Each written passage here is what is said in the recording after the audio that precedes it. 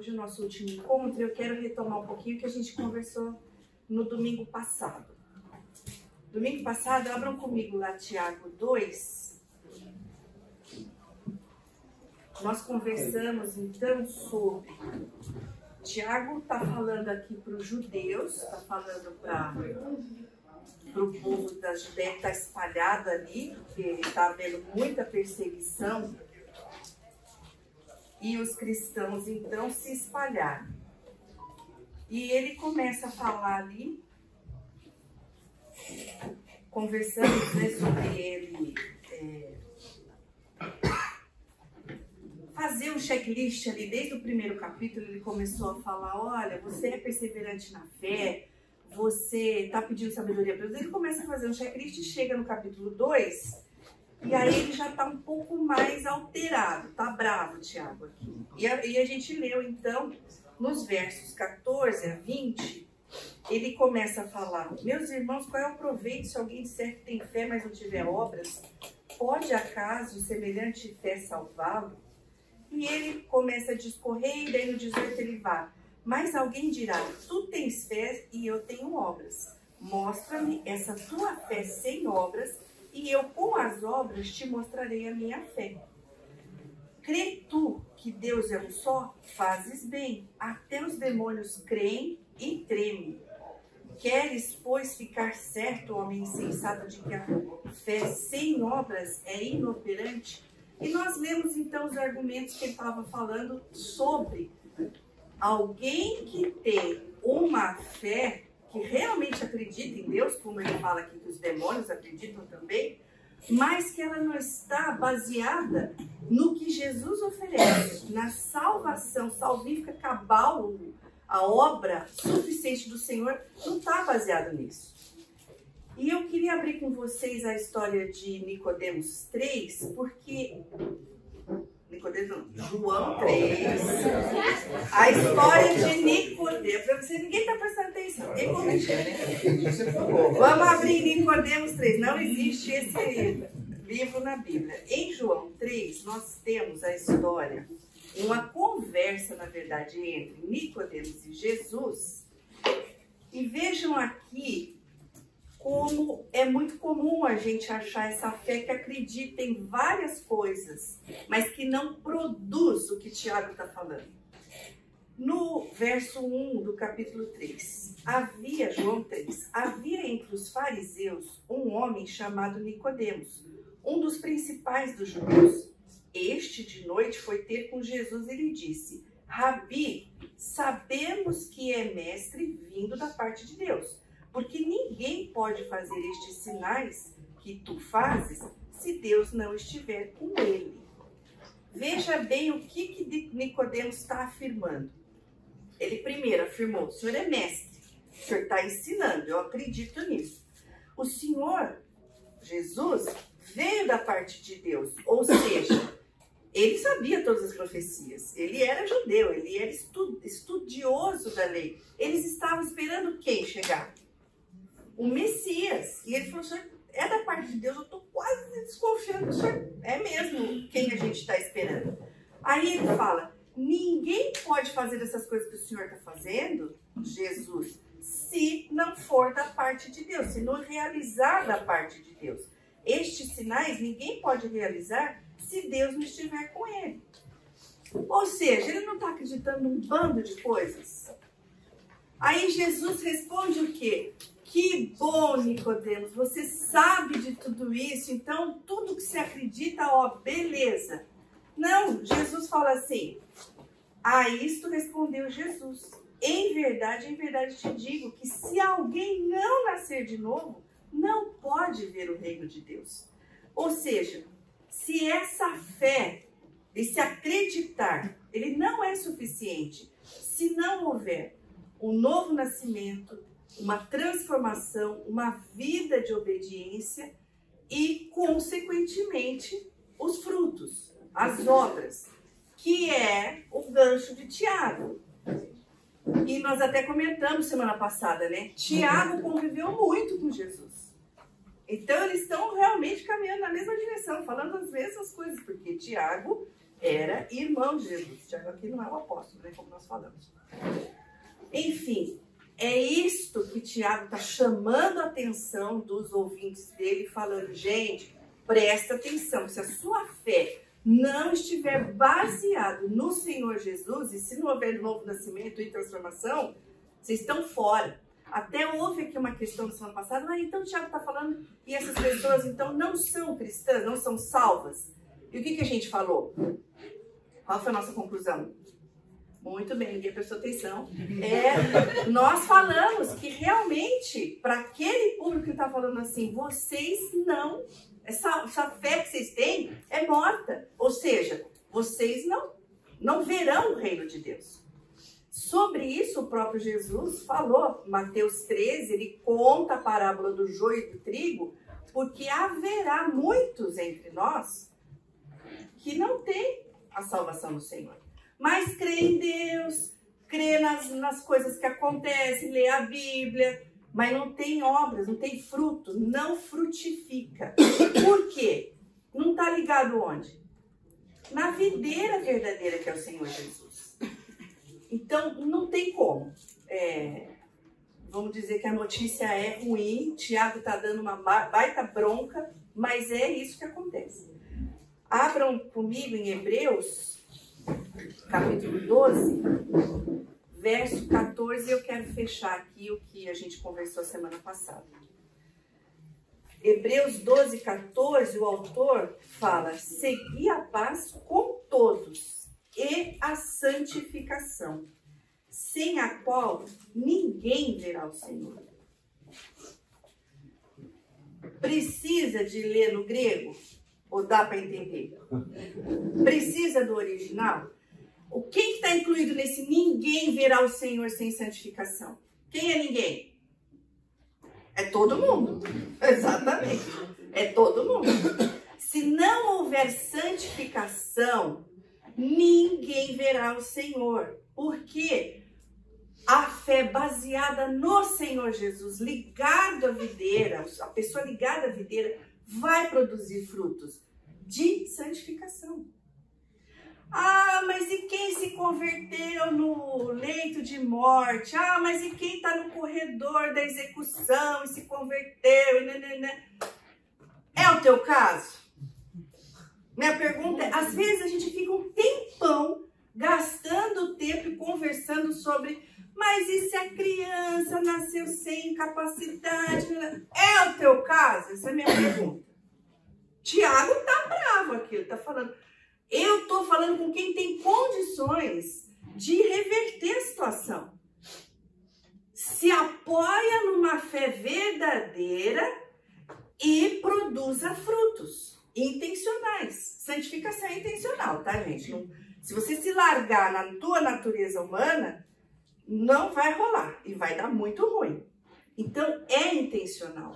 E a fé verdadeira vem acompanhada de obras.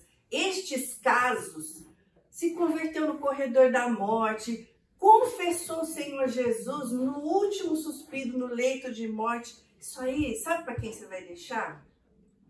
Para Deus. Deixa Ele resolver. Se você encontrar uma pessoa dessas no céu, converse com ela, tire todas as suas dúvidas com ela. Agora não precisa. Porque a gente precisa ser prático. Vamos nos apoiar numa fé verdadeira e, frutos. E a santificação faz parte disso. Bom, Tiago deu bastante bronca e agora então vamos ler uma coisa mais light. Vamos para 1 Tessalonicenses, onde Paulo está aqui fazendo vários elogios a esta igreja. E nós vamos tentar parar em alguns pontos para conversar sobre isso. 1 Tessalonicenses, verso 1. Capítulo 1, verso 1. O texto é um pouquinho grande e nós vamos ler. Porque muitas vezes a gente fala, é grande, lê em casa. Não, escola bíblica dominical é para ler a Bíblia. Então nós vamos ler. Paulo, Silvano e Timóteo. Silvano também era Silas, chamado de Silas. Paulo, Silvano e Timóteo, a igreja dos Tessalonicenses, em Deus Pai e no Senhor Jesus Cristo. Graça e paz a vós outros. Damos sempre graças a Deus por todos vós, mencionando-vos em nossas orações e sem cessar, recordando-nos diante do nosso Deus e Pai, da operosidade da vossa fé, da abnegação do vosso amor e da firmeza da vossa esperança em nosso Senhor Jesus Cristo. Reconhecendo, irmãos, amados de Deus, a vossa eleição, porque o nosso evangelho não chegou até vós tão somente em palavra, mas, sobretudo, em poder no Espírito Santo e em plena convicção, assim como sabeis ter sido o nosso procedimento entre vós e por amor de vós. Com efeito, vos tornaste imitadores nossos e do Senhor, tendo recebido a palavra, posto que em meio de muita tribulação, com a alegria do Espírito Santo, de sorte que vos tornastes um modelo para todos os crentes na Macedônia e na Acaia, porque de vós repercutiu a palavra do Senhor, não só na Macedônia e Acaia, mas também em toda parte se divulgou a vossa fé para com Deus, a tal ponto de não termos necessidade de acrescentar coisa alguma, pois eles mesmos, no tocante a nós, proclamam que repercussão teve o nosso ingresso no vosso meio, e como, deixando os ídolos, vos convertestes a Deus, para servirdes o Deus vivo e verdadeiro, e para aguardardes dos céus o seu Filho, a quem ele ressuscitou dentre os mortos, Jesus, que nos livra da ira vindoura. Eu não sei se vocês repararam, mas ele pontua várias qualidades daquela igreja e faz vários elogios. Creio que todos nós gostamos de receber elogio. E dependendo de quem é que nos faz o elogio, é muito mais agradável e tem muito mais sentido para a gente. Neste caso, Paulo foi o mentor dele. E eles estão recebendo um elogio do mentor. Para quem já foi mentoreado, receber um elogio de um mestre, de um professor, como é que é? É muito gratificante. Tem gente fazendo assim, tipo, nunca recebi um elogio do meu mestre, gostaria muito de receber um elogio do meu tutor, né? Mas é muito gostoso, é muito importante e firma o que a gente aprendeu. Então nós vamos falar sobre esses elogios, mas antes eu quero orar com vocês. Senhor Deus, lendo a Tua palavra e vendo estes elogios, essas características que o apóstolo Paulo aponta nesta igreja, nós pedimos, Senhor, que Teu Espírito abra o nosso coração, primeiro para entender e depois para buscar seguir este exemplo, Senhor. Um exemplo que não agradou só ao apóstolo Paulo, mas agrada ao Teu coração. Seja essa verdade em nós, eu te peço no nome de Jesus. Amém. Alguém pode ligar uma ventilação? Acho que tá raspando na sua blusa e tá fazendo assim. Ah, tá. É isso. Deu? Acho que sim. Melhorou? Obrigado. Obrigada, André. Alguém puder ligar uma ventilação ou abrir uma porta? E a louca do resfriado chegou assim. Vamos lá. Então, Paulo começa falando sobre a operosidade da vossa fé. Ou seja, é interessante, né, que a gente pensa assim, a pessoa tem fé e pensa que ela é uma pessoa contemplativa. Até a gente falou isso em Tiago, né? Não é um contrassenso falar que a fé opera, ou que a fé produz trabalho. Porque o trabalho só é produzido por aquilo que você pensa, por aquilo que você crê. Por aquilo que de fato você fala, eu decidi e eu vou fazer. E ele elogia a operosidade da fé deles e Eu vou falar por quê. Em 1 Coríntios 8, ele conta um episódio que aconteceu com essa igreja de Tessalônica aqui. 2 Coríntios 8, desculpa. 2 Coríntios capítulo 8. Olha o que ele fala aqui, começando do 1. Também, irmãos, vos fazemos conhecer a graça de Deus concedida às igrejas da Macedônia, porque no meio de muita prova de tribulação, manifestaram abundância de alegria, e a profunda pobreza deles superabundou em grande riqueza da sua generosidade. Porque eles, testemunho eu, na medida das suas posses, e mesmo acima delas, se mostraram voluntários, pedindo-nos com muitos rogos a graça de participarem da assistência aos santos. Ou seja, eles ajudaram e mandaram recursos para cristãos que estavam passando necessidade e que estavam espalhados ali na Judéia. E Paulo conta isso para a igreja de Corinto, nessa carta, e aqui ele elogia esta vontade que eles têm, essa operosidade da fé deles de participar, mesmo sem muitos recursos.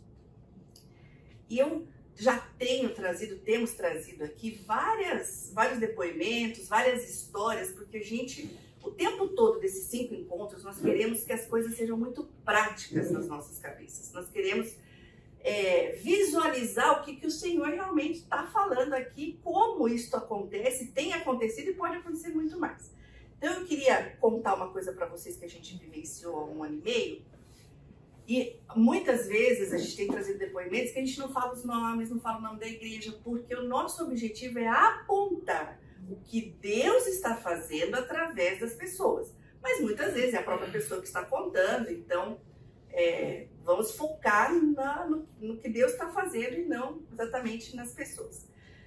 Então, durante a pandemia, em 2020, nós tivemos contato com 3 igrejas daqui da periferia de Campinas, dando assistência com cesta básica, com roupa, com várias coisas. E nós nos aproximamos muito de uma igreja ali perto do aeroporto, chama São Domingos, o bairro chama São Domingos, a igreja é batista, mas chama Igreja Batista de São Domingos, tá? Não é que eles acreditam no Santo Domingos, mas o bairro chama São Domingos. Então nós nos aproximamos muito deles. A pessoa de lá que cuida dessa questão de promoção social tem um testemunho de vida maravilhoso que eu quero um dia trazer aqui para ele contar. E fomos ali caminhando numa ajuda. Eles são uma igreja pequena, uma igreja que tem muitas necessidades. Até depois eu conto que nós fomos visitá-la. É muito interessante visitar a igreja menor, mas aí o que aconteceu? Passou 2020, a gente em contato. Deu dia 20 de dezembro de 2021, recebo uma ligação desse líder dessa igreja. Um rapaz muito animado. Minha irmã, preciso falar com você, minha irmã, precisa me ajudar.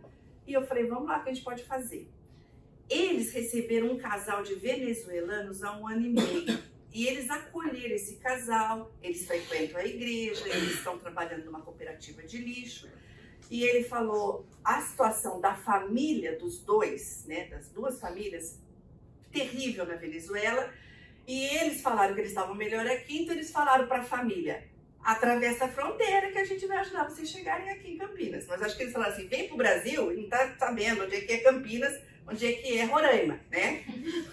Atravessaram a pé. 6 adultos e 7 crianças.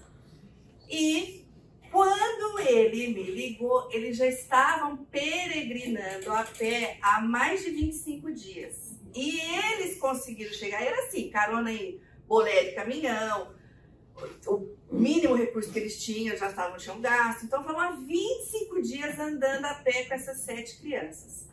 E conseguiram chegar a 150 quilômetros de Manaus. Gente, dia 20 de dezembro no Brasil, acontece o quê? Nada. Nada. Você não consegue uma reunião, você não consegue achar ninguém, povo viajando. Bom, aí você respira fundo e fala, Senhor, o que der nós vamos fazer. E foi o que a gente fez. Nós temos um grupo de promoção social e joga para um, joga para outro. O que nós precisamos fazer primeiro? Nós precisamos hospedá-los. Ah, detalhe, Eles conseguiram uma casa meio abandonada lá, jogaram os papelões no chão, recebiam umas marmitas de alguém. Terrível, terrível situação. Não dava para se comunicar com eles. Pensa.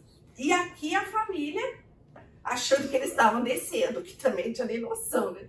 Os caras conseguiram chegar a 150 km de Manaus. Bom, usando os recursos que o próprio Senhor nos deu, fala com o nosso líder de promoção social, ele já nos dá um caminho ali com a missão do céu ali. Eles nos indicam, que falam, não conseguimos, como é que a gente vai chegar lá? Precisa de documento para rodar os caras. Eles não tinham. Aí ele já nos indica, então, uma missionária que, veja, lembra que umas 2, 3 domingos atrás nós falamos que aquele que já sentiu a dor, corre primeiro para acolher naquela dor?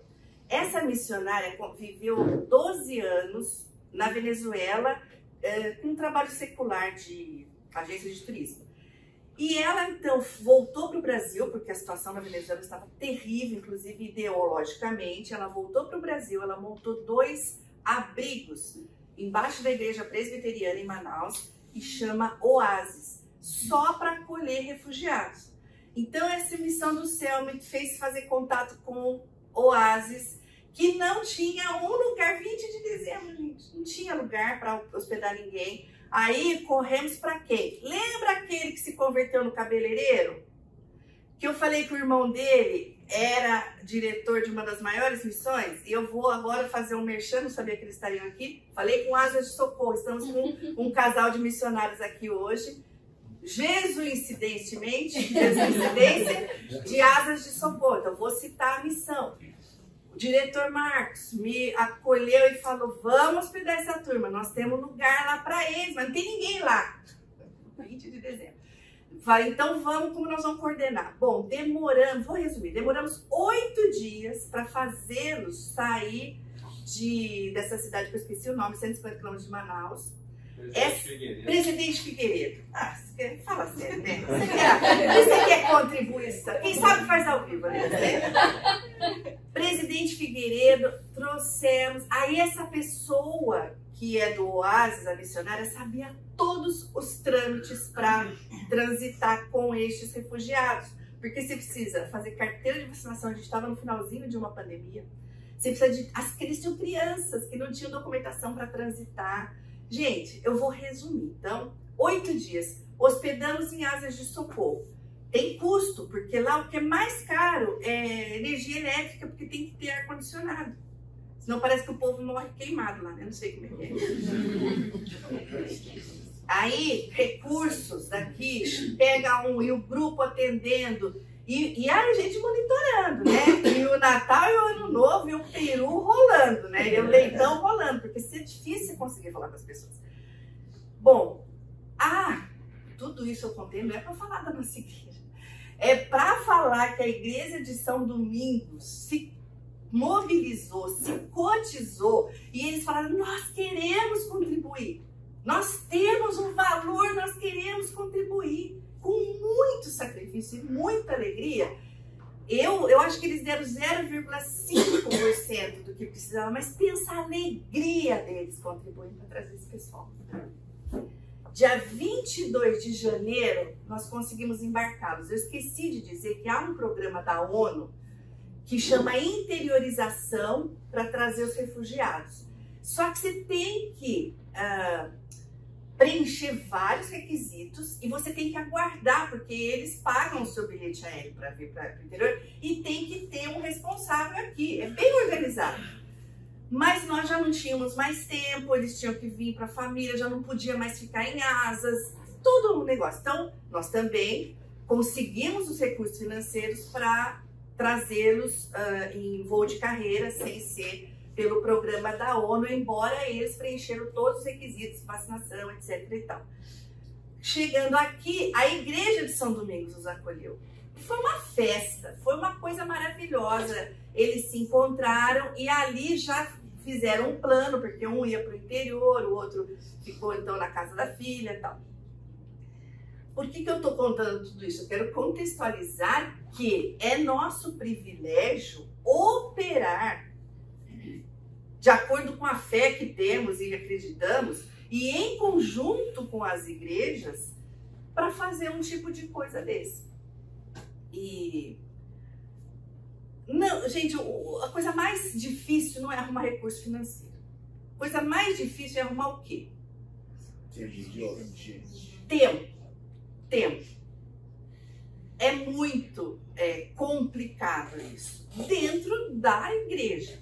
Por isso que quando nós pensamos em servir, nós temos, o primeiro sacrifício que a gente faz no altar do Senhor é do nosso tempo.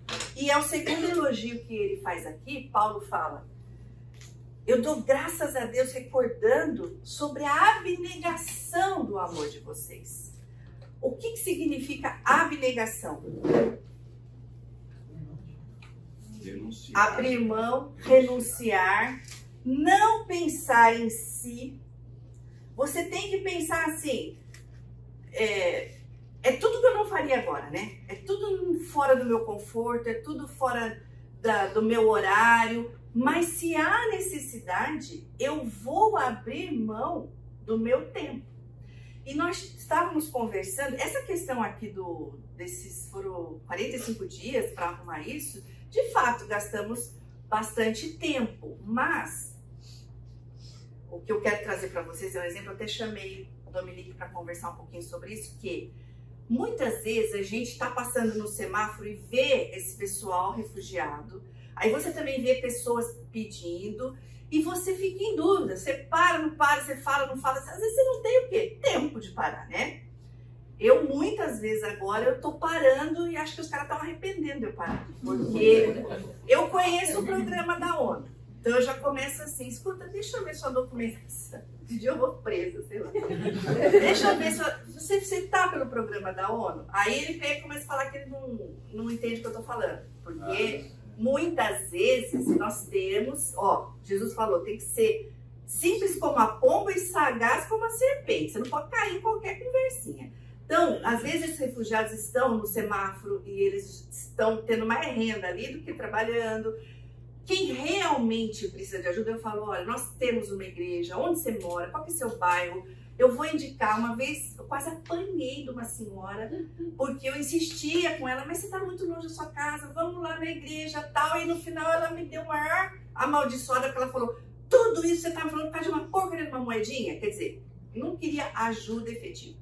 Mas, falando sobre este abrir mão que Paulo fala aqui, que envolve o tempo, eu chamei o Dominique para contar para a gente uma experiência que ele teve, porque ele teve tempo, parou e conversou com uma pessoa. Dominique, para sair na gravação.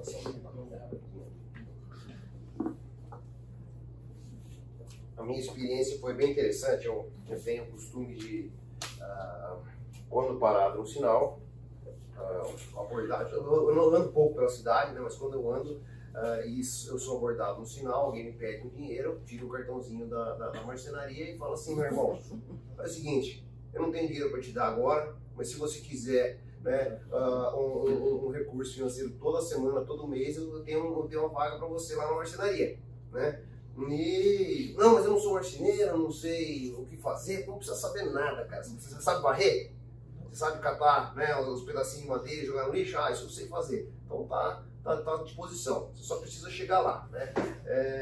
E você tem até lugar para você ficar, se precisar, você tem ali um cantinho para você ficar. Entreguei, acho não, 53 cartõezinhos desses, né, as indas e vindas por aí, desde que comecei a usar essa abordagem. E no 54, né, foi muito interessante, que eu tenho um cartãozinho, porque o camarada muito alegre, estava vendendo bala na rua Otávio, né, muito alegre, muito, né, não sei o que, ele pegou o cartãozinho, não, mas isso aqui é verdade? Não é verdade, cara. Ah, tá bom então. Pegou e depois de 2 dias ele me ligou. Ô, e aí, tudo bem? Tudo bem, quem tá falando? Ah, é o rapaz aqui do semáforo. É verdade isso aí? É verdade, cara. Pode vir aqui, cara. Pode vir aqui, né? Aí eu falei, vem pra cá. Era sexta-feira. Eu falei, vou ir amanhã. Eu falei, quer saber, cara? Começa na segunda. Você quer vir mesmo? Vem na segunda. Porque às vezes o cara vem na sexta, né? Aí você dá um dinheiro para ele, o cara some e tal. Eu falei, não, vem na segunda-feira. Não, tá bom. Domingo de manhã, eu vindo para a igreja, ele me ligou. Ó, É verdade mesmo? é verdade mesmo. É verdade, cara. Qual que é o endereço? Né? E ele pegou e mandei o endereço para ele, né? Aí, tá bom, amanhã cedo eu tô lá. E a gente chega, começa 8 horas, né? A gente abre o balcão, 7 horas já tava do lado de fora. E já pegou uns negocinhos, umas madeirinhas lá, tava meio que varrendo a parte de fora, a calçada ali do meu barracão. Foi uma experiência muito, muito legal, né? Da gente poder ajudar ele dessa forma. Ele não tá com a gente mais, mas ele ficou um bom tempo. Voltou para a família dele de Ribeirão Preto, né? Então um menino super 10. Gostei muito da experiência muito legal. Isso tudo, né? Eu baseei essa conduta que eu tenho em Levítico 19, né? Onde você deixa a espiga de milho, você deixa o canto do seu campo, né? Para o camarada vir retirar. Você não vai assim. Eu entendo que tem situações do miserável, que você vai lá e ajuda ele, né? Porque ele não tem condições. Mas eu entendo que a grande maioria das pessoas tem condições de fazer uma troca, né? Fazer uma troca, se ajudar, entendeu? E eu acho que você dá condições do camarada se ajudar, né? É o que a espiga tá ali, tá no chão, você tem que sair da sua casa, vai até o campo e pega a espiga, aí você vai moer a espiga para fazer seu pãozinho, entendeu? Eu entendo que a palavra de Deus nos remete a isso. E o que é mais importante de toda essa história é o privilégio e a oportunidade de quê? De você poder dar a essa pessoa, né, o que é mais importante, que é o Evangelho. De você poder chegar para esse camarada e falar assim, meu querido, Deus te ama, você não presta, você é um pecador, mas Deus te ama e Ele já pagou o seu pecado, depende de você, né? Agora você tem ou não depende de você, você tem a oportunidade de aceitar esse presente de Deus. Então, eu acho que isso é fantástico, né? A gente poder fazer ter essa experiência. Pois não? Os 53 cartões, alguém te ligou? Não, só esse camarada me ligou, né? Eu ainda pergunto, você sabe ler número? Né? Você consegue ler, porque às vezes o camarada não consegue. Tem uns camaradas que estão fora da caixinha, estão assim, totalmente drogados, você vai ali aquela parte ali do terminal central, ali, às vezes você para, o cara vem falar um negócio, você dá um cartãozinho, mas o cara tá totalmente fora. Mas quando você vê que o cara consegue, né, tá raciocinando, você fala, você sabe ler número? Né? Você consegue, não consigo, tal, não sei o que, ó, se você quiser, você, pá, tá aqui, né? Mas infelizmente nem um só, né? E esse um ainda falou pra mim, cara, tem dia que eu ganho muito mais no sinal do que com você aqui, né? E de fato, quando a gente estava falando, isso aqui é interessante, ele andava ia sair de caminhão, né, para fazer alguma entrega, algum serviço fora, ele andava com as balinhas no caminhão. Parava no sinal, ele pulava do caminhão, escrevia as balinhas e depois entrava no caminhão. Mas isso é muito bom da gente saber. Isso aí é estudo de mercado, viu? Legal, gente. Muito obrigada. Fazia tempo que eu queria que ele contasse essa experiência, a gente já sabia, tinha conversado, porque a gente fica assim, e se? E se eu falar? E se eu der um cartão? E se eu falar o meu número? Aí, ele deu muitas vezes, e não é responsabilidade nossa, né? Quem respondeu ou não, é Deus que está levando a pessoa. E nós já temos, por vários domingos aqui, falado que o nosso objetivo, de fato, é a transformação da vida da pessoa. Agora, esse rapaz teve essa oportunidade com você, está fora, está em outro lugar, se converteu, não, continuou, não é a nossa responsabilidade. A nossa responsabilidade é fazer o que Deus coloca na nossa mão. E muito obrigada, é muito bom saber disso. Eu tinha um outro caso para contar aqui de um angolano, mas não vou deixar. Mas deixa eu continuar aqui no texto. Tem muito, gente, eu vou falar o que tem de causa para contar. Eu vou contar esse daqui, eu vou contar. Nós conhecemos uma família de angolanos.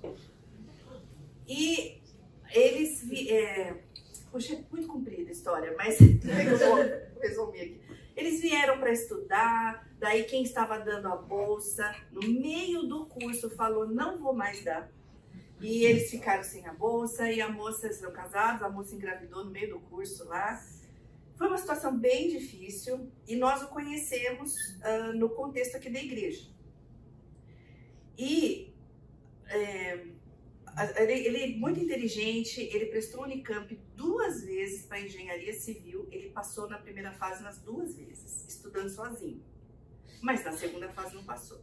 Então, um dos nossos papéis também é dar um balde de real no estrangeiro, falar, meu querido, você tem família, você tem criança, você é estrangeiro, você é negro, nós temos que falar isso aqui no Brasil. E vai ser difícil você estudar numa Unicamp o dia todo, sendo que você tem que sustentar a família, etc. E tal. Então, nós conversamos com ele e ajudamos que ele entrasse numa faculdade particular, porque ali ele conseguiria estágio pela faculdade e trabalhando o dia todo. E ele então cursou, depois ele conseguiu uma bolsa. A história realmente é muito comprida. Mas hoje ele está com 3 filhos no Brasil, ele já está na 2ª faculdade. Ele é maravilhoso? Ele é funcionário perfeito? Não. Muitas coisas nós já ficamos sabendo também que, como você também, demos furo no trabalho, e aí alguém também se chegou a ele, tentou corrigir. Hoje ele está lutando aí também com as outras questões. Mas o que eu quero dizer é que, de novo, é para dar o cartão? É para dar o cartão. É para ajudar naquele momento? É para ajudar naquele momento. O que é que está no nosso alcance fazer? E tem muito a ver com abnegação, com renúncia.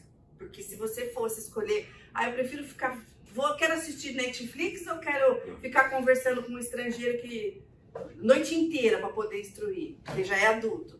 Eu prefiro ficar vendo um filminho, né? Então, tem que abrir mão, mas tem que ser intencional. O terceiro elogio aqui de Paulo, ele fala a firmeza da vossa esperança no Senhor. E aqui, a firmeza, essa firmeza que significa a certeza do que eles acreditam.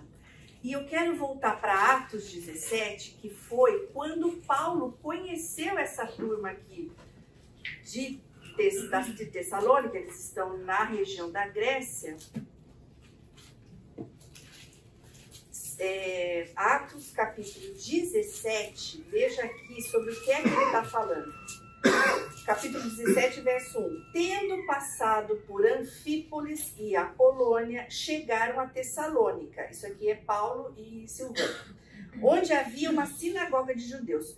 Paulo, segundo o seu costume, foi procurá-los e por 3 sábados arrazoou com eles acerca das Escrituras, expondo e demonstrando ter sido necessário que o Cristo padecesse e ressurgisse dentre os mortos. E este, dizia ele, é Cristo Jesus que eu vos anuncio. Ou seja, quando ele conheceu essa turma aqui, ele foi para a sinagoga, eles eram judeus, foi lá para ensinar e para falar, tá vendo todas aquelas profecias que você estava esperando? Essas profecias, os fatos, se cumpriram no Senhor Jesus. E o Senhor Jesus ressuscitou. E pode perceber que toda vez que Paulo fala sobre o que ele ensinou, ele fala da ressurreição do Senhor Jesus, que é o ponto auge do cumprimento das profecias e da coisa diferente, do que não era só um sábio ensinando coisas bacanas para viver bem aqui. A ressurreição do Senhor Jesus é o pilar do Evangelho. E é nisso que eles tinham a firmeza. E ele fala a firmeza da vossa esperança. Porque firmeza no que aprendeu, e nós vamos ver no verso 10, esperança no quê? No verso 10 ele fala sobre a volta do Senhor Jesus. Nós vamos falar um pouquinho mais sobre isso. Deixa eu só terminar aqui, antes do intervalo. No 6 ele fala, com efeito vos tornastes imitadores nossos. Primeiro imita o líder. E depois, o espelho da imitação que Paulo tinha do Senhor Jesus. verso 7, ele fala: de sorte que vos tornaste um modelo para todos os crentes na Macedônia e Acaia. E a repercussão da palavra do Senhor, não só na Macedônia e Acaia, mas também por toda a parte se divulgou a vossa fé para com Deus, a tal ponto de não termos que acrescentar nada. Gente, que elogio um professor chegar: uau, meu pupilo, você está fazendo muito bem. Tão bem que eu não tenho uma vírgula para acrescentar no que você está fazendo. E você tem sido modelo. Essa igreja era modelo ali para a região da Grécia.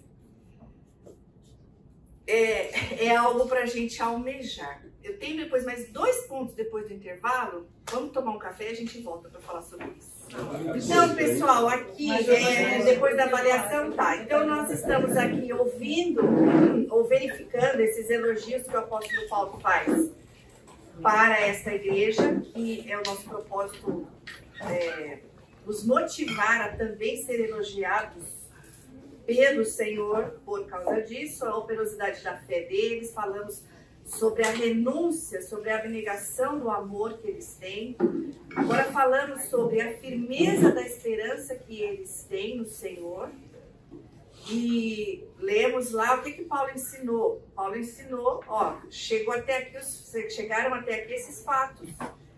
E se cumpriu no Senhor Jesus toda essa profecia e ele ressuscitou. E com isso, com a chegada destes líderes lá, eles mudaram o lugar. Eles foram imitados, eles imitaram os seus líderes, imitaram o Senhor. E eles eram, então, um modelo para aquela comunidade. E aqui no verso 9, ele fala: pois eles mesmos, no tocante a nós, 1 Tessalonicenses, capítulo 1, verso 9. Pois eles mesmos, no tocante a nós, proclamam que repercussão teve o nosso ingresso no vosso meio. Eles são as pessoas ali da região. Eles estão falando: olha, depois que vocês entraram ali, depois que vocês influenciaram o pessoal da Tessalônica, mudou. E eles testificaram como que vocês deixaram os ídolos e vos convertestes a Deus, para servirdes o Deus vivo e verdadeiro. Então, eles estavam ali na região da Grécia. Imagina, a Grécia é a Disneylândia dos deuses, né? Tinha Deus da fertilidade, do amor, do dinheiro, da dor no dente, de tudo. E eles se converteram, estavam servindo ao Deus vivo, deixaram os ídolos.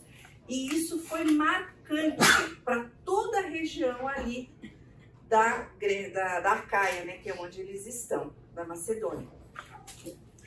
E eles também creram piamente que Jesus ressuscitou dos mortos, porque no verso 10 diz, no verso 9 está falando: vocês estão servindo ao Deus vivo e verdadeiro, para aguardardes dos céus o seu Filho, a quem ele ressuscitou dentre os mortos, Jesus, que nos livra da ira vindoura. Vejam, Paulo não só dá evidências do cumprimento das profecias, como contou que Jesus ressuscitou. Paulo deve ter até contado da própria experiência dele, que ele teve um encontro com o Senhor. Mas quantas pessoas já estavam falando e testificando que viram o Senhor Jesus depois que ele ressuscitou? Porque quanto tempo ele ficou com eles depois de ter ressuscitado? Ele esteve 40 dias com eles e ele foi visto, diz ali em Atos, que ele foi visto por mais de 500 pessoas.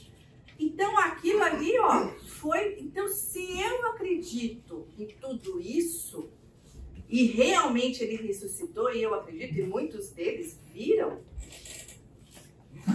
eu também vou acreditar no complemento da promessa, ou do que está acontecendo. O que é?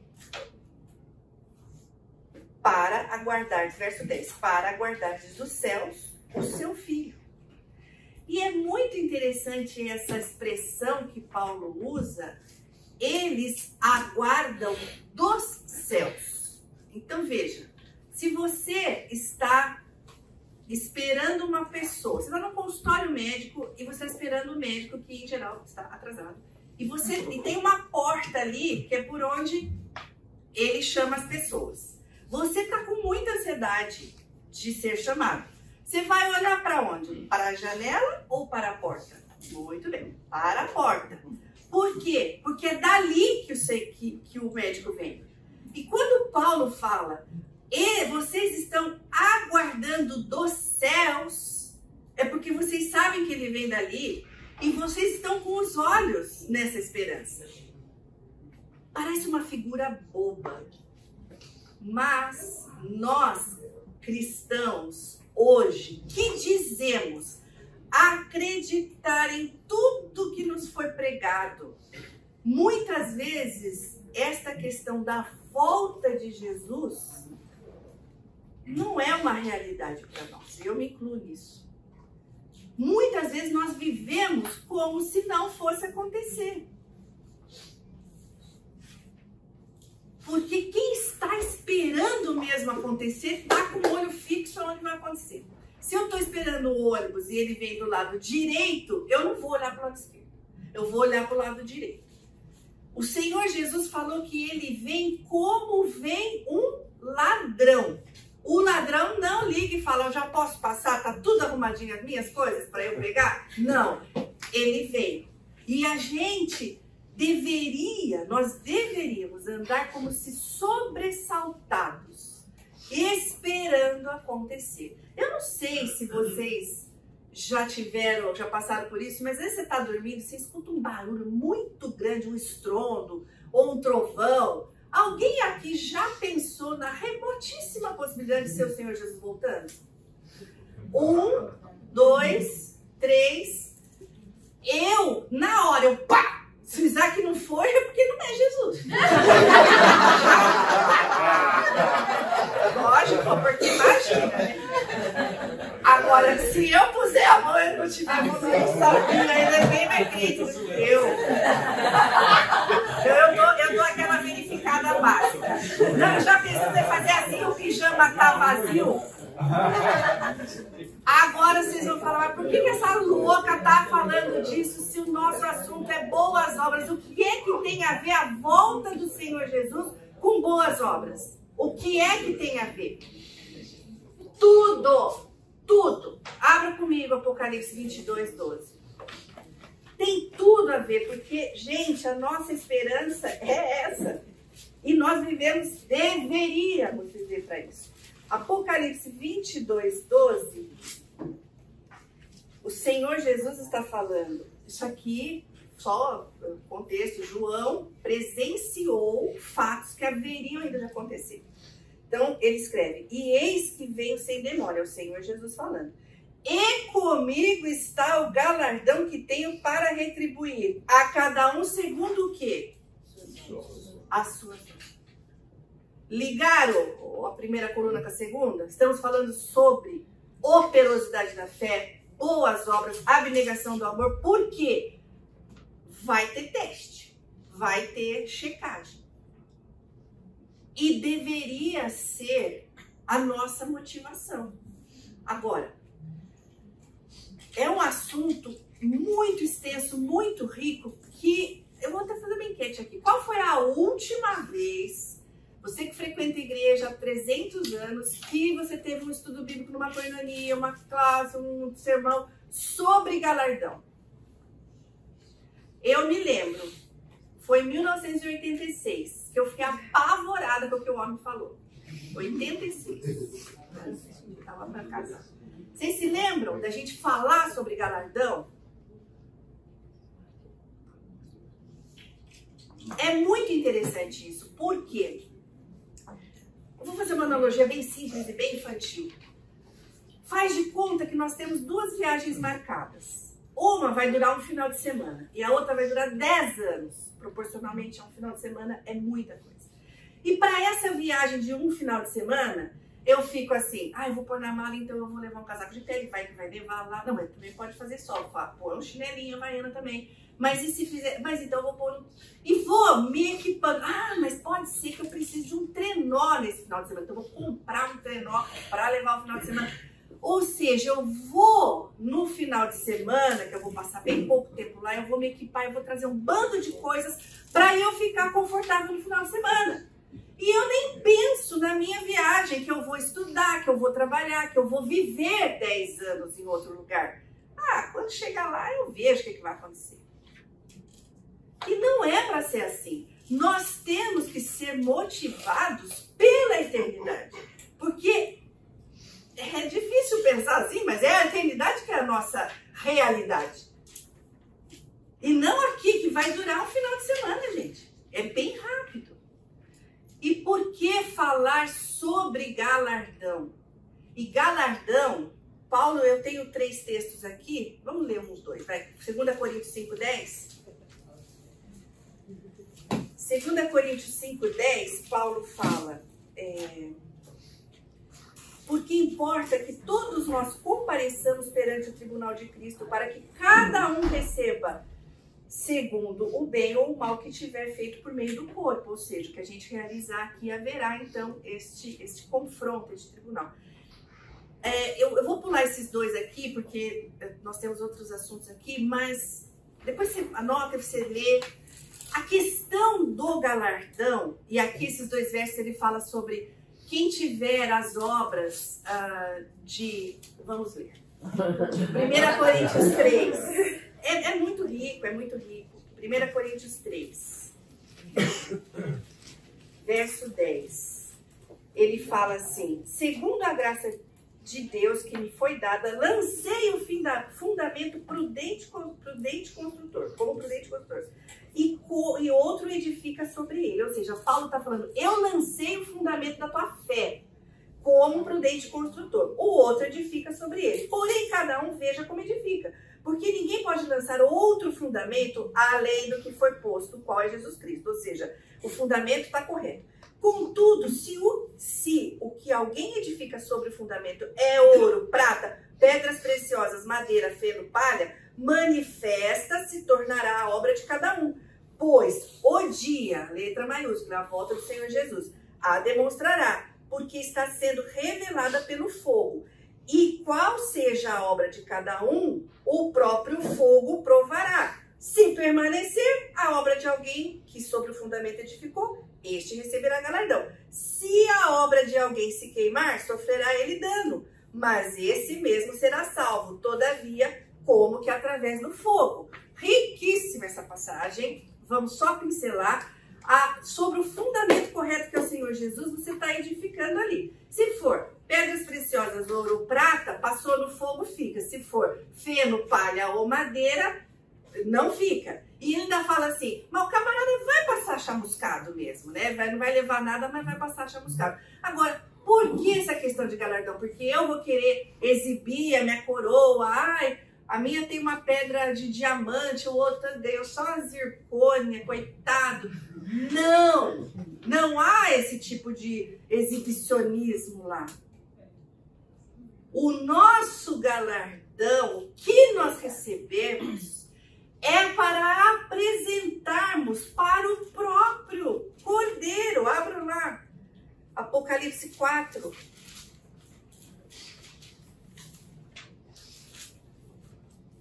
4:10. Aqui também é bem comprida a história, porque os anciãos, temos interpretações que são a igreja, mas o 10 ele fala, os 24 anciãos prostrar-se-ão diante daquele que se encontra sentado no trono. Quem? O Senhor Jesus, o Cordeiro. Adorarão o que vive pelos séculos dos séculos e depositarão as suas coronas diante do trono, proclamando: Tu és digno, Senhor e Deus nosso, de receber a glória, a honra e o poder, porque todas as coisas tu criaste, sim, por causa de tua vontade vieram a existir e tudo foi criado. Então vejam, você vai para a maior celebração a qual você já foi convidado, para a pessoa mais digna de receber glória. E eu vou de mão vazia, sem poder depositar nada, porque o que eu fiz aqui passou pelo fogo e queimou. vejam que isto envolve o que nós produzimos aqui em amor, com a fé no Senhor Jesus, reverte ali, repercute na nossa adoração ao Cordeiro. Não é para nos agradar, é para a gente ter o que oferecer. E isto é muito sério, é muito sério.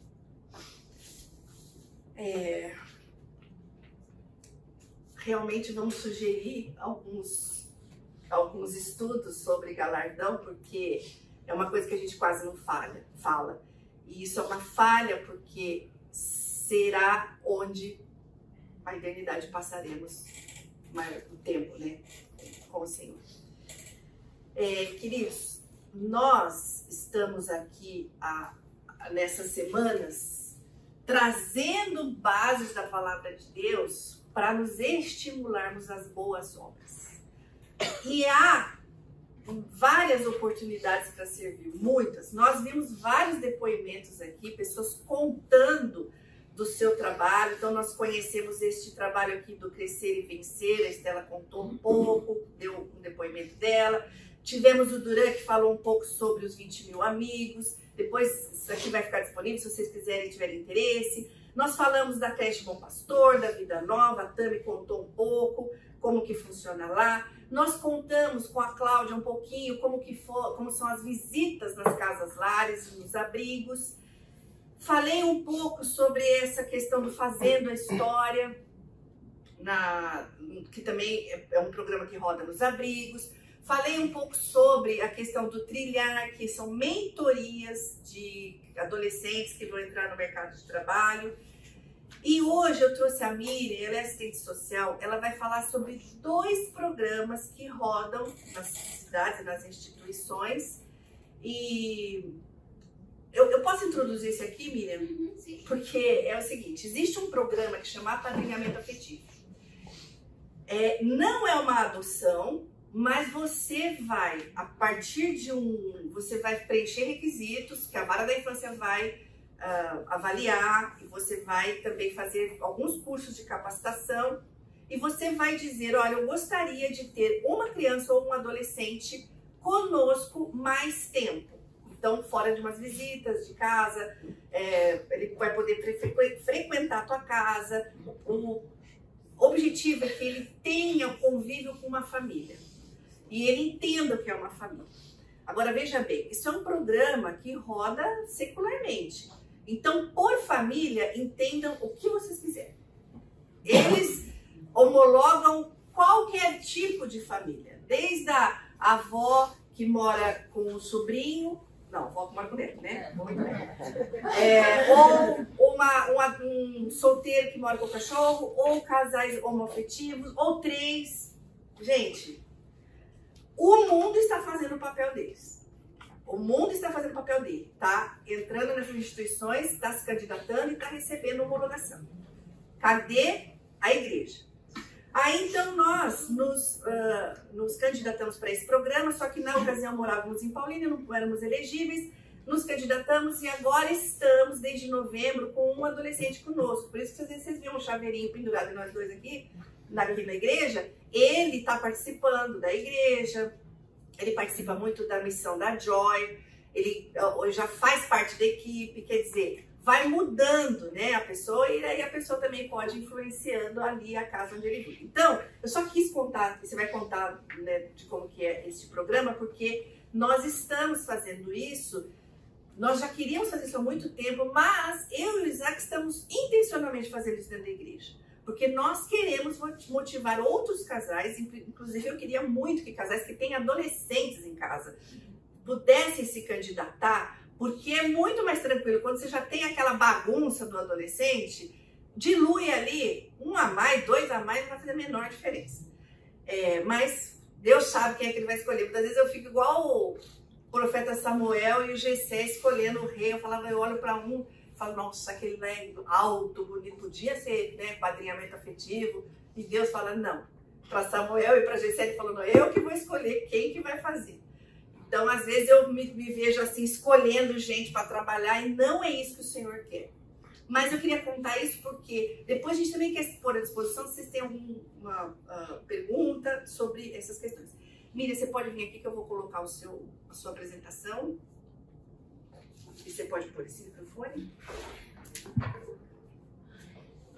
Se apresenta, que eu acho que eu te apresentei só na...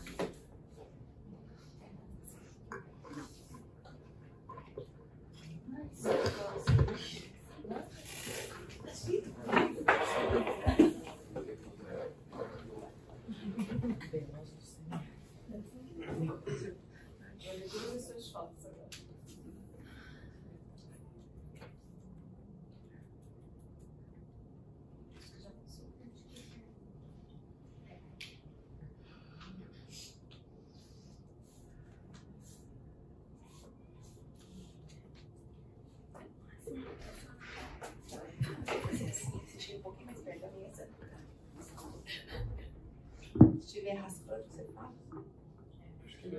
Vamos pôr na orelha. Na cabeça.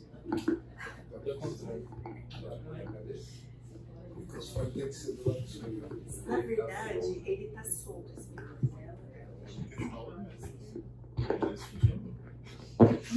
Vai. Deu. Estão me ouvindo? Bom dia, então. Vamos lá, né? Tem tantas informações que a gente quer compartilhar e o tempo é tão cruel com a gente, né?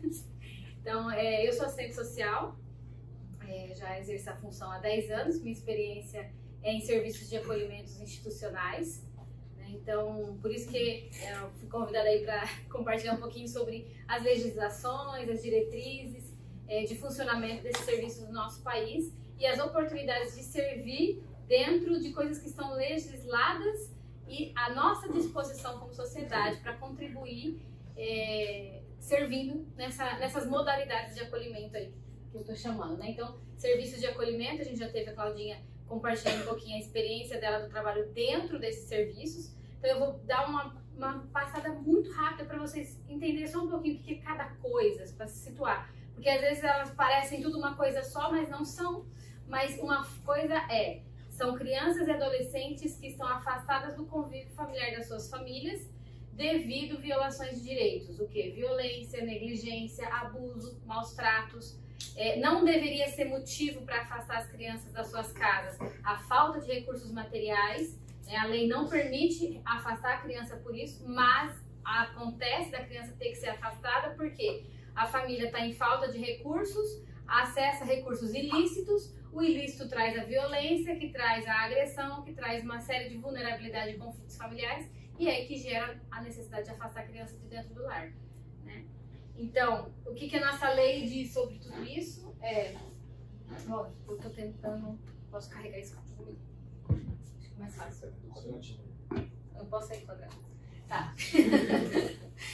Então, nós temos, né, no artigo 101 do Estatuto da Criança e do Adolescente, que diz que acolhimento institucional ou acolhimento familiar são medidas provisórias e excepcionais utilizáveis como forma de transição para reintegração familiar ou não, sendo possível ou não sendo possível a colocação em família adotiva, tá? E lembrando que as crianças, quando elas saem da casa da família, elas são retiradas da casa da família por causa dessas situações de violações. Elas saem temporariamente, mas elas não vão para um abrigo ou para uma casa-lar ou para uma família acolhedora presas. Elas não estão presas, elas são livres, porém protegidas do ambiente que estava prejudicando seu desenvolvimento infantil, tá? E são medidas temporárias para dar oportunidade para essa família se ressignificar nas suas práticas de cuidado e proteção. E aí a gente tem a modalidade de abrigo institucional, onde a gente é uma casa que é para parecer o mais próximo possível de uma residência comum, mas a gente sabe que não, porque alguém aqui de vocês tem 20 filhos? Porque lá é para ter até 20 crianças e adolescentes morando, né? Então é para parecer, mas a gente sabe que é um pouco distante, mas é o que prevê a lei. E aí dentro da sua casa você tem às vezes uma diarista te ajudando. Dentro do abrigo a gente vai ter assistente social, que é a equipe técnica ali, um psicólogo. Em Campinas a gente também tem um pedagogo, tem um coordenador e tem uma equipe rotativa de educadores e cuidadores, né? Dá uma média aí de uns 15 profissionais rodando turnos para que 24 horas essas crianças recebam cuidado, né? A característica é dessas casas sejam em lugares residenciais, de fácil acesso, para que os pais consigam realizar visita aos seus filhos, para que os pais consigam ir para os atendimentos sociais, psicológicos. Então, isso é um abrigo. Casalar. Casalar é uma segunda modalidade, vamos dizer assim, pós-abrigo. Foi feito um trabalho no abrigo de tentativa de reinserção dessa criança de volta para o seu contexto familiar, porém não foi possível, mas a gente está falando às vezes de uma criança com deficiência, negra, com uma idade tardia, que a gente considera, infelizmente, dentro do sistema, a gente às vezes se torna produto, tá? Infelizmente essa é uma realidade. Então a criança com 7 anos, com uma deficiência, com um comportamento mais desafiador, com uma cor, uma aparência não tão bonita, ele é menos interessante hoje para se tornar potencial de adoção, tá? Então, infelizmente, essa criança ela vai ter que crescer mais tempo no acolhimento do que previsto na lei. Então, a lei prevê que a criança seja afastada da sua casa por um tempo máximo de 1 ano e meio, tá? Passou, durante esse tempo, a equipe técnica ela tem que estar trabalhando assim intensamente o mais breve retorno dessa criança para casa. Não é para exceder 1 ano e meio. Mas, e esses casos? Que a família não consegue ressignificar suas práticas, a criança não se enquadra no perfil que nós selecionamos aptos para estar com eles, e eles ficam aonde? Eles vão para as casas lares para um acolhimento de longa permanência até que ele complete seus 18 anos, que para nós os 18 anos é uma tragédia, né? Vocês vão entender o que é 18 anos já já. Então, na casa lar a perspectiva de acolhimento de longa permanência. Também equipe coordenador, assistente social, psicólogo, porém nós não temos uma equipe grande de cuidadores. A gente tem uma mãe social para cuidar de 10. E 10 na adolescência. Então, imagina, na adolescência, com marcas, dores. O que é uma mãe social? Uma mãe social. Boa, né? Ou uma mãe residente, perdão, gente. Uma mãe residente. Ela vai morar na casa. Ela mora 4 dias e ela tem folga de 2 dias, né? Então ela dorme nessa casa. E ela vai ser mãe de 10. Alguém aqui é mãe de 10? Então essa é a realidade do nosso sistema. Então, naturalmente, sabe-se que nem no passado as mães de 10 davam conta dos 10, porque ela tinha que contar com a prima dela que ajudava a cuidar, com a mãe dela que ajudava a cuidar. Ali ela tem a mãe social, às vezes quando dá tem um cuidador, né, Rosana? Porque também é uma vaga difícil de preencher, né? São demandas grandes. Quem quer morar dentro de uma casa com um adolescente revoltado, muitas vezes, porque a história, as nossas histórias de vida que não crescemos em abrigo nos dói, nos dá reações, né? Nos dá reflexos no nosso dia a dia. Às vezes a gente acorda simplesmente bravo, não sabe por quê. Uma memória ativa a gente ali, aquele dia tá mais revoltado. Imagina esses adolescentes que eles têm motivo para estar revoltado, muito maior. Então, essa mãe, ela vai dar conta desse menino chegar revoltado dentro de casa, alterado muitas vezes, muitos deles contato com droga, sim, ele cresceu nesse contexto, e é isso que está lá no abrigo também. Então, é uma vaga difícil de preencher, é um trabalho desafiador de ser realizado, e numa tentativa de minimizar ao máximo possível toda aquela dor, todas aquelas necessidades, e a necessidade também de educar, de direcionar, de orientar, né? Então, é isso. E aí a gente tem a cereja do bolo. A cereja do bolo chama família acolhedora, né? Que aí é um recurso que acho que eu até tenho de falar sem me emocionar. Trabalhei com isso 6 anos e eu vejo muito Deus nisso, né? Na história bíblica a gente vê famílias acolhedoras na nossa palavra. Na palavra de Deus a gente vê famílias acolhedoras, né? Que é acolher a mesma necessidade, crianças com seus direitos violados, mas dentro de lares saudáveis, dentro de lares estruturados, né? E a lei prevê a prioridade de acolhimento não no abrigo, não na casa-lar, dentro de famílias acolhedoras, né? Então, a ideia é de acolher de 1 a 2 crianças, quando grupo de irmãos. Recurso humano vai ser o mesmo, coordenador, assistente social, psicólogo, pedagogos, E famílias voluntárias que queiram, nesse tempo que a criança vai ficar 1 ano e meio afastada do contexto familiar, até que sua família seja reabilitada ou inserida a criança em adoção, que ela, em vez de ir para um abrigo, ser cuidada na coletividade de 20 ou de 10, que ela seja cuidada individualmente em famílias voluntárias. E aí é a cereja do bolo, porque ali é a oportunidade que você tem de mostrar um modelo saudável, você inserir na vida dessas crianças princípios e valores que transformam de verdade, né? Por enquanto é de 0 a 3 isso. E aí, então, de 0 a 3, o município de Campinas tem a lei da primeira infância. A lei da primeira infância é garantir que a criança tenha o menor prejuízo possível no seu desenvolvimento, porque é de 0 a 6 anos, é a fase onde a criança está no seu principal desenvolvimento. Então, se você quer inserir algum princípio de valor para a vida, é dentro de 0 a 6, né? E aí, alguns municípios... E a gente nunca tem família acolhedora para todas as demandas, né? Só para vocês terem ideia, o município de Campinas, ele tem 30 vagas, somando os 2 serviços que tem, então 30 vagas de família acolhedora. A gente não alcança a meta de ter 30 famílias acolhedoras, né? Então, você vê que carece de pessoas. E aí, por isso, nós temos atualmente 382 crianças acolhidas em serviços de abrigos e casas-lares. Então, né? Quer fazer a pergunta? Em nenhuma das modalidades a equipe técnica inclui um capelão, uma capelã, porque prisões, escolas, tem capelões. Não, na verdade a abertura está, se qualquer um de nós quisermos ir lá, a gente pode. Lógico, tem todo um critério, né, Rosana? Tem uma capacitação, uma formação que é feita para a gente saber que público é esse que eu vou acessar.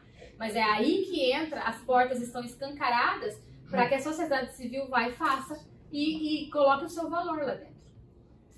É porque nós temos instituições que são laicas, porém, semana passada falamos de instituições que são confessionais. Então você tem a Igreja Católica do Padre Haroldo aqui em Campinas fazendo isso. Você tem, esqueci o nome do Allan Kardec lá, é do Bom Pastor? É. Tem um que é da parte espírita. Então, e tem também da Igreja Batista, se eu não me engano.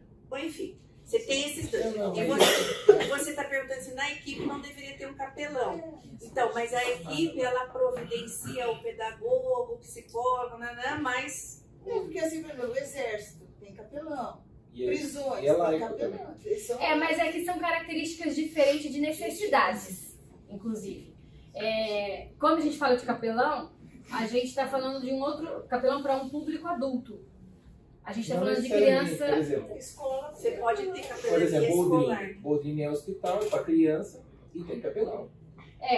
Mas a resposta é não há a vaga de capelão na equipe oferecida pela prefeitura. Não, exigida pela lei, pelo ECA. Não tem essa vaga. Aí, há vagas de capelões para todos. É que a lei, ela prevê só a parte da equipe técnica que vai funcionar dentro da entidade. A parte de capelania ou outras atividades fazem parte da convivência social da criança que vai estar lá dentro. Que tem que ser promovida por essa equipe. Mas vai ser fornecida como? No convívio social. Então a sociedade civil é chamada para prover isso.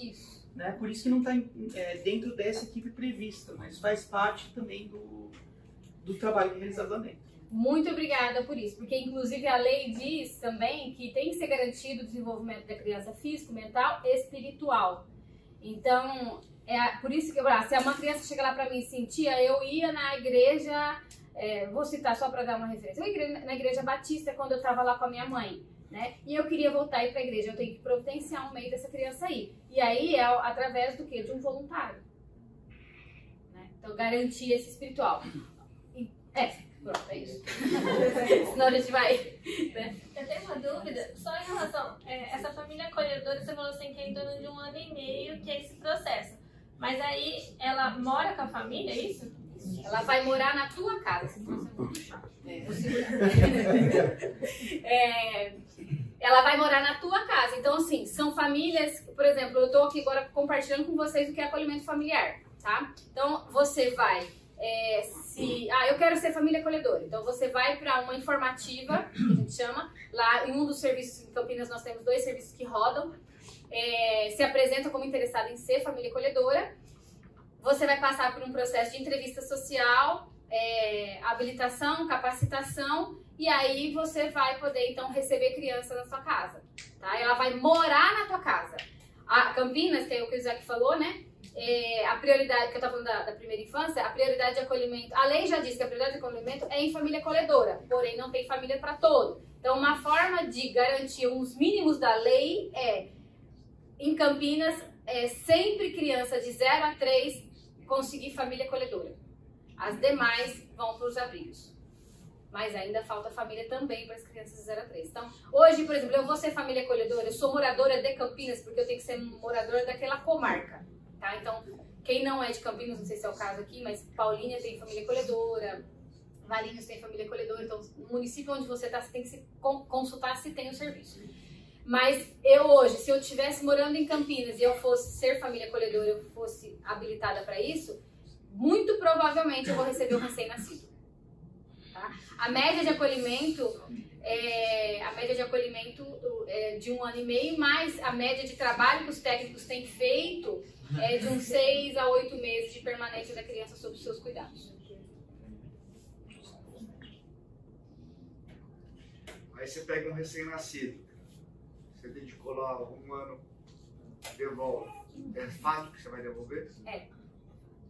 Vai ser da sua mão depois de 1 ano e acabou. Se a família for reestruturada, se ele for entrar no processo de adoção, ele vai para a família que está na fila da adoção. Isso.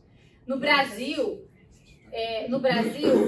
vocês falam, mas tem gente que, né? Eu vi que nos Estados Unidos não é assim, realmente, são sistemas diferentes. A família acolhedora, ela funciona muito parecido com vários outros países, mas no Brasil são 2 sistemas. Então, por isso que a gente tem o sistema da adoção e tem o sistema do acolhimento. Então, o sistema da adoção briga com o do acolhimento. Infelizmente, como eu disse, crianças ainda são produtos no nosso país.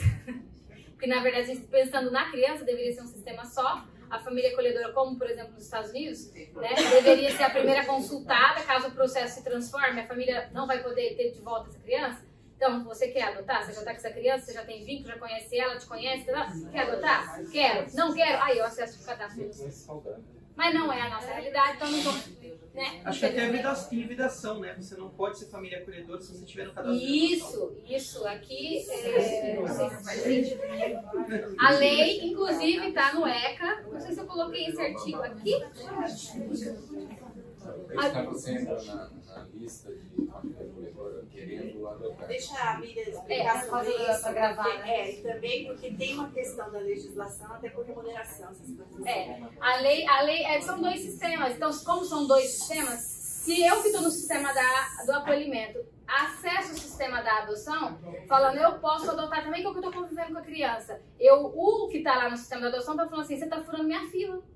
Eu estou na fila da adoção, você está na fila do acolhimento. É mais ou menos isso. O problema é ser 2 sistemas.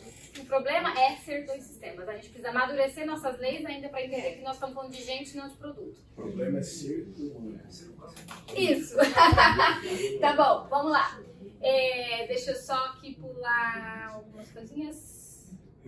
Então, quem quiser mais informações, né, Rosana? A gente tá louco para conversar com quem quer mais informações, tá? Então tem o WhatsApp disponível, a gente pode fazer depois grupos para entrar a fundo nesses assuntos e direcionar quem tiver interesse aí de transformar a seu lar num grande ministério, de inserir princípios e valores e transformar vidas para a eternidade.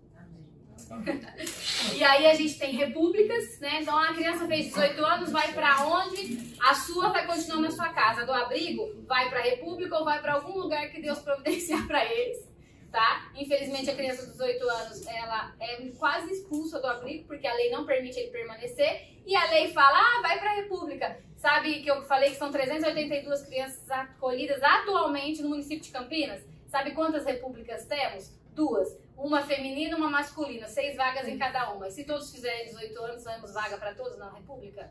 Não. Isso é porque é raro uma cidade ter. Que é raro uma cidade ter. Entendeu? Então, mais uma vez, uma oportunidade de você talvez ter um lugar na tua casa que você possa receber esse jovem para ele conseguir continuar a vida adulta.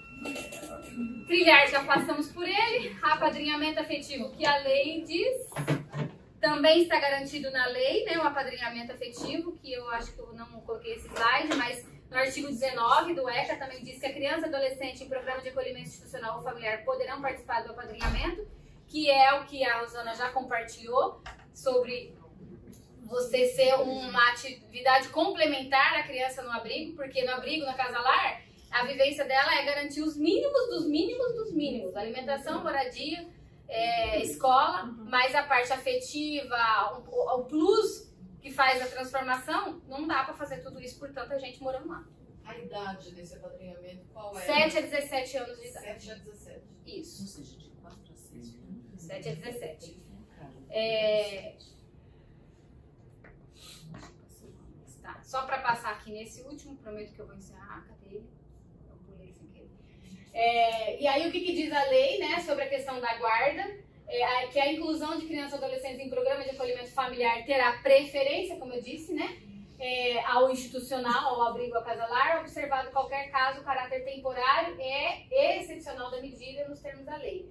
E uma coisa, a integração operacional de órgãos do Judiciário, Ministério Público, Defensoria, Conselho Tutelar encarregados da execução das políticas sociais básicas e de assistência social. Não vou nem entrar aqui. Ou seja, todo esse trabalho, você vai se candidatar para qualquer ação de trabalho com crianças e adolescentes nesses serviços. Eles são assistidos, monitorados e acompanhados por técnicos da Vara da Infância, Conselho Tutelar, da instituição que vai estar rodando o programa. Então, todos eles estão debaixo da lei. Nenhum serviço a minha vizinha deixou a criança e nunca mais voltou, eu vou ficar com ela para mim, ninguém nunca mais vai saber. Isso vai acontecer no passado. Agora, as leis, elas estão um pouco mais funcionais e muito mais atentas às ações da sociedade. Então, todo esse trabalho ele é monitorado por equipe habilitada e debaixo dos critérios da lei. Então, o melhor lugar para uma criança em situação de risco não é uma instituição, mas sim uma nova família, uma nova oportunidade para que ela possa continuar seu desenvolvimento. Então, acho que eu posso encerrar por aqui, que não tem mais tempo. Meus amados, existem zilhares de opções para servirmos.